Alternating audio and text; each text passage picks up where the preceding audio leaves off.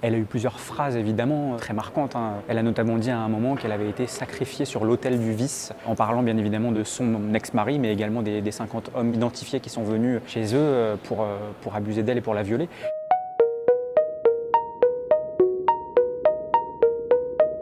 C'était effectivement un des moments forts de la première semaine, mais certainement même de la totalité du procès.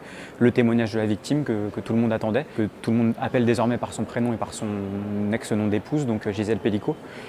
Ça a été une femme qui a été très digne, qui s'est présentée à la barre et qui a parlé pendant 1 h 15 sans qu'elle ne soit interrompue avant les questions. 1 h 15 dans lesquelles elle a parlé de sa vie, elle a parlé de la vie d'avant avoir appris ces faits. Elle n'a pas cherché forcément à enfoncer son ex-mari. Elle a raconté les 50 ans de vie commune qu'ils avaient eus, qui ont été 50 ans plutôt heureux, de la famille qu'elle pouvait avoir, de la confiance qu'elle pouvait aussi avoir envers son ex-mari.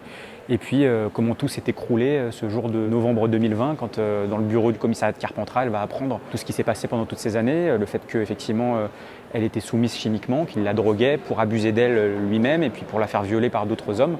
Un effondrement tout simplement de sa vie, de tout ce qu'elle avait vécu pendant un demi-siècle avec cet homme. Elle fait preuve d'une force de caractère assez incroyable, je pense qu'on s'est tous dit ça sur les bancs de la presse. Elle a réussi à parler d'abord pendant 1 h 15 de manière linéaire, sans larmes, sans forcément d'agressivité non plus, même quand elle parlait de ces 51 accusés qui lui ont fait subir toutes ces choses. Elle réussit à être très claire, à donner des dates précises, à parler de faits. On sent qu'elle a une ligne directrice et elle s'y tient et c'est très impressionnant. Ça a été un des moments forts de son témoignage aussi, de dire que finalement, pendant toutes ces années, elle se rendait compte que quelque chose ne tournait pas rond, elle se rendait compte que son corps était en train de la lâcher progressivement.